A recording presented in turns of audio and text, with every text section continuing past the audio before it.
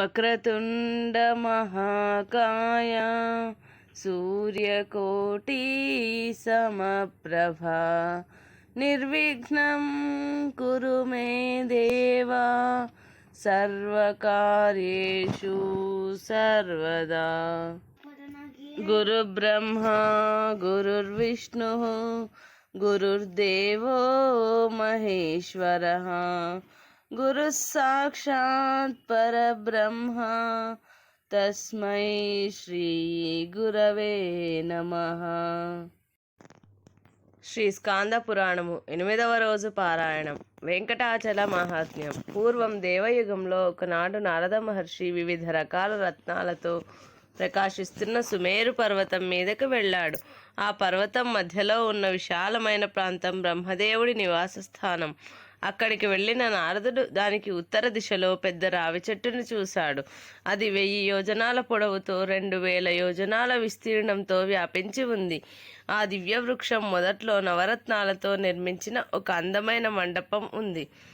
పద్మరాగమణులతో చేసిన 1000 కొద్దీ స్తంభాలు ఆ మండపంలో కొలువు తీరాయి.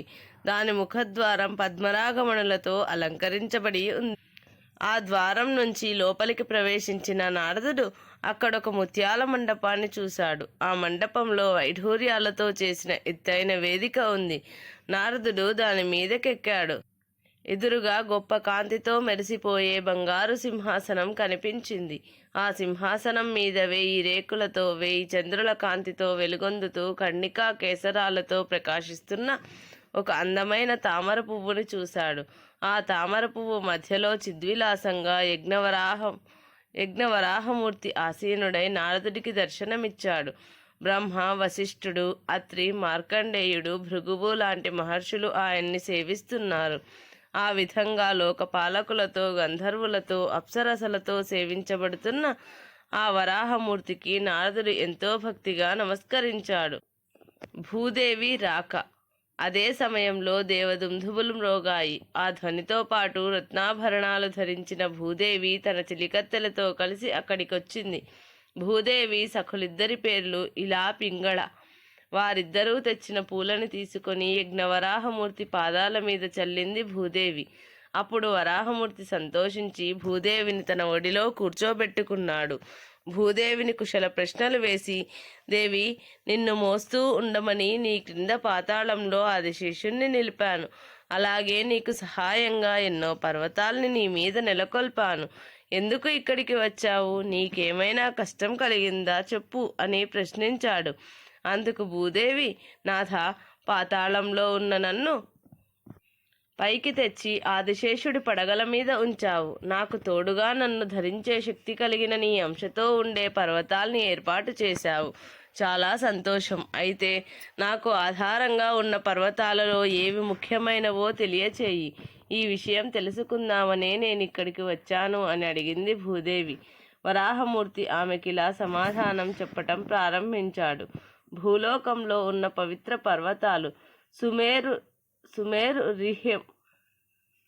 సుమేరుర్హి మవాన్వింద్యో మందరో గంధమాదనః సాలగ్రామశ్చిత్రకూటో మాల్యవాన్ పారియాత్రకః మహేంద్రో మలయః సహ్యః సింహాద్రిరపి కైవతః మేరుపుత్రోంజనో నామశైలః స్వర్ణమయో మహాన్ ఏతే శైలవరాః సర్వే త్వదాధారా వసుంధరే సాలగ్రామశ్చ సింహాద్రి శైలేంద్రో గంధమాదనః ఏతే శైలవరా దేవి దిశం హైమవతీం శ్రితాః దక్షిణస్యాం ప్రతీతాంస్తు వక్ష్యే శైలాన్వసుంధరే అరుణాద్రిర్హ స్థిశైలో గృధ్రాద్రిర్ఘటికాచలా ఏతే శైలవరాః సర్వే క్షీరనద్యా సమీపగాః హస్తిశైలాదుత్తరతః పంచయోజనమాత్రతః సువర్ణముఖరీ నామ నదీనాం ప్రవరా నదీ తస్యా ఏవోత్తరే తీరే కమలాఖ్యం సరోవరం తత్తీరే భగవానాస్తే శుకస్య వరదో హరిః బలభద్రేణ సంయుక్తః కృష్ణో భక్తార్తినాశనః వైఖానర్మునిగణైః నిత్య మారాదితో మలైః. దేవి, సుమేరువు, హిమవంతం, వింధ్య, మందరం, గంధమాదనం, సాలగ్రామం, చిత్రకూటం, మాల్యవంతం, పారియాత్రికం, మహేంద్రం, మలయం, సహ్యాద్రి, రైవతం, మేరుపుత్రం, అంజనాద్రి అనే పర్వతాలన్నీ నీకు ఆధారమైనవి. వీటిలో గొప్పవి ఏమిటంటే ఉత్తర దిశలో ఉన్న పర్వతాలలో సాలగ్రామ పర్వతం, సింహాద్రి, గంధమాదనం ముఖ్యమైనవి. దక్షిణ దిశలో ఉన్న పర్వతాలలో అరుణాద్రి, గజపర్వతం, గృద్ధాద్రి, ఘటికాచలం అనే పర్వతాలు చాలా గొప్పవి. ఈ పర్వతాలన్నీ పాల సముద్రానికి దగ్గరలో ఉన్నాయి. గజ పర్వతానికి ఉత్తర దిశలో 5 యోజనాల దూరంలో సువర్ణముఖరి అనే నది ఉంది. ఆ నదికి ఉత్తరంగా కమలా అనే పేరుతో ఒక సరోవరం ఉంది. ఆ సరోవర తీరంలో పూర్వం శుకమహర్షికి వరప్రదానం చేసిన శ్రీహరి కొలువై ఉన్నాడు. ఆయన నిత్యం వైఖానస మునిగణాల చేత ఆరాధించబడుతూ ఉంటాడు. వెంకటాచలం కమల సరోవరానికి ఉత్తరంగా ఉన్న అరణ్యంలో 2.5 యోజనాల దూరంలో హరిచందన వృక్షాల దట్టంగా ఉన్న ప్రదేశంలో వాసుదేవుడి నివాస స్థానమైన వెంకటాచలం నెలకొంది. 7 యోజనాల విస్తీర్ణంతో ఉన్న ఆ పర్వతం బంగారంతో నిండి రత్నాల సానువులతో చాలా ఉన్నతంగా కనిపిస్తోంది. ఇంద్రాది దేవతలు, వశిష్ఠాది మునీశ్వరులు, సిద్ధులు, సాధ్యులు, మరుత్తులు, దానవులు, గరుడులు, కిన్నెరులు, రాక్షసులు, రంభాది అప్సరసలు అక్కడ తపస్సు చేస్తుంటారు. దేవి, వీరంతా తపస్సు చేసే ఆ వెంకటాచలం మీద ఎన్నో దివ్యమైన సరోవరాలు, తీర్థాలు ఉన్నాయి. వెంకటాచలం మీదున్న తీర్థాలు. దేవి, వెంకటాచలం మీద నెలకొన్న దివ్య తీర్థాలలో 7 ముఖ్యమైనవి.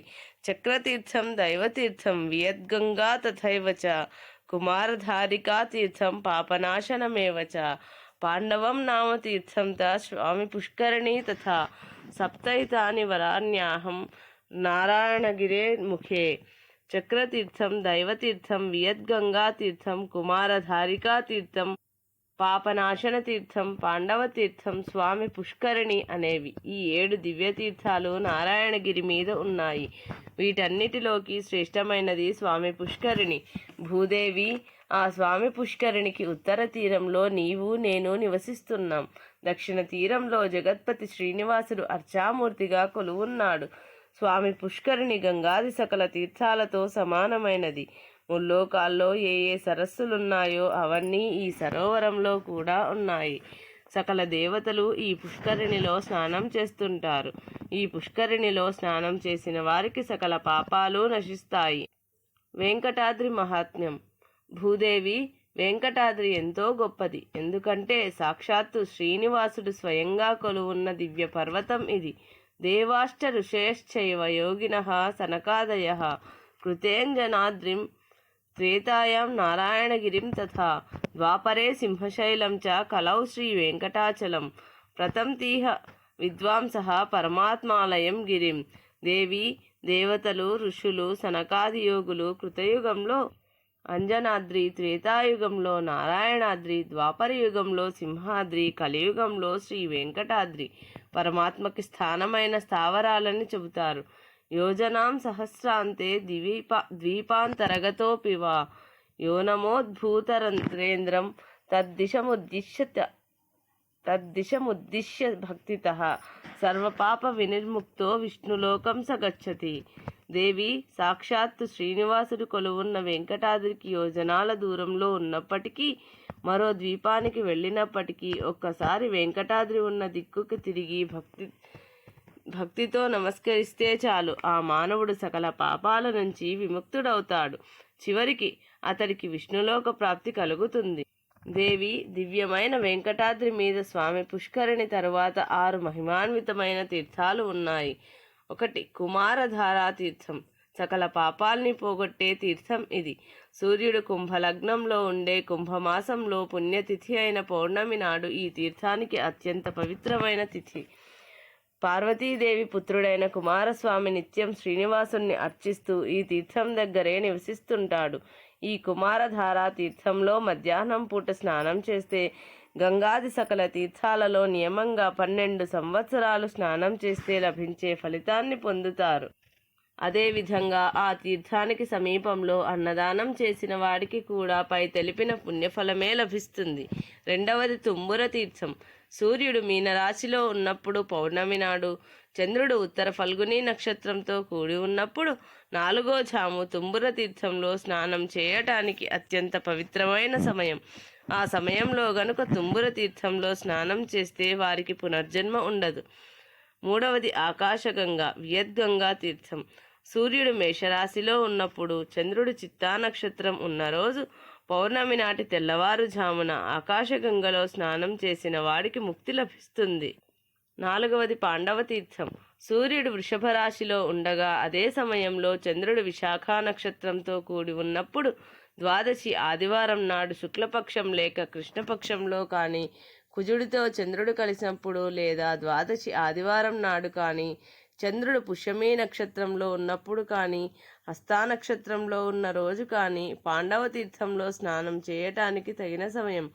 ఈ సమయంలో స్నానం చేసిన వాడు ఇహలోకంలో దుఃఖాన్ని పొందడు. 5వది పాపనాశన తీర్థం.